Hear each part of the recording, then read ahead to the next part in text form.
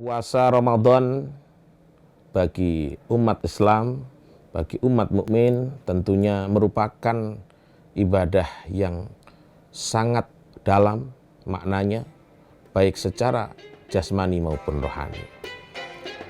Karena di dalam puasa Ramadan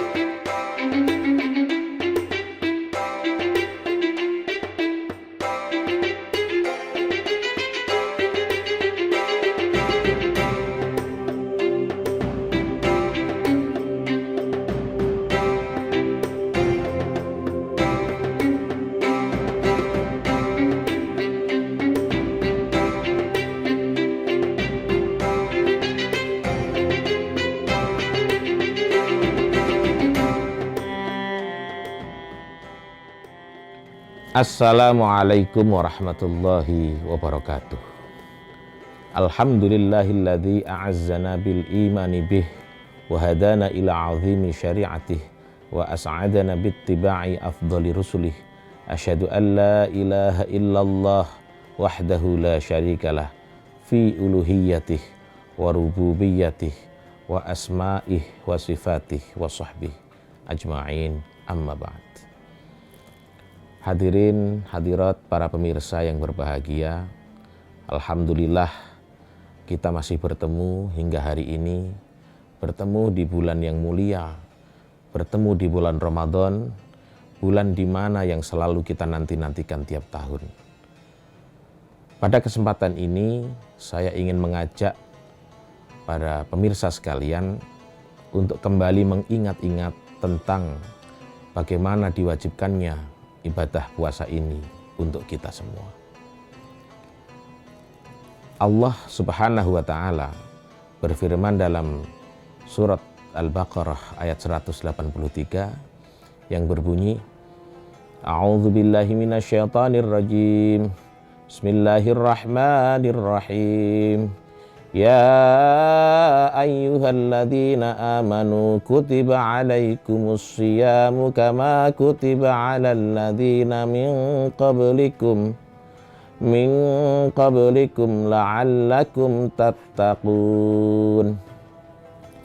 Yang artinya kurang lebih begini: wahai orang-orang yang beriman, diwajibkan atas kamu berpuasa sebagaimana diwajibkan atas orang-orang sebelum kamu agar kamu bertakwa.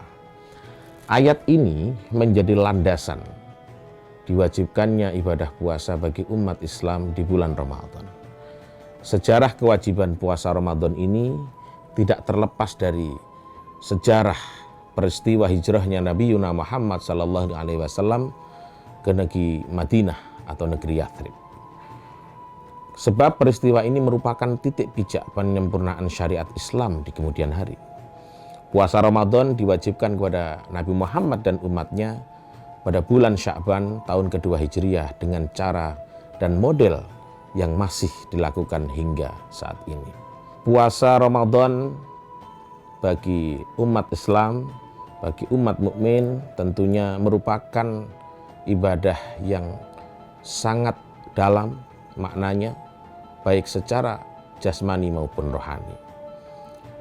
Karena di dalam puasa Ramadan tidak hanya sekedar menahan lapar dan dahaga, namun juga bagaimana kita melatih kesucian jiwa kita, keikhlasan kita, ketulusan kita, hingga bagaimana Ramadan ini atau ibadah puasa ini bisa menjadi alat untuk kita melakukan pengawasan diri dan media meningkatkan ketakwaan kita kepada Allah Subhanahu wa Ta'ala. Lalu sebenarnya di mana esensi dari puasa itu sendiri? Al-Quran menggunakan kata siyam sebanyak 8 kali. Semuanya itu dalam arti puasa menurut pengertian hukum syariat. Kemudian Al-Quran juga menggunakan kata saum yang maknanya adalah menahan diri untuk tidak berbicara sebagaimana disebutkan dalam surat Maryam ayat 26 yang kurang lebih artinya adalah maka makan, minum, dan bersenang hatilah engkau. Jika engkau melihat seseorang, maka katakanlah, sesungguhnya aku telah bernazar berpuasa untuk Tuhan yang Maha Pengasih, maka aku tidak akan berbicara dengan siapapun pada hari ini. Ini surat Maryam. Nah, baik siam maupun saum sebenarnya bermula atau berakar dari satu kata yang sama, yaitu kata soma atau sawama, yang artinya adalah menahan, berhenti, atau tidak bergerak. Pengertian ini kemudian dipersempit maknanya oleh hukum syariat, sehingga siam hanya digunakan untuk menahan diri dari makan, minum, dan segala hal yang membatalkan puasa.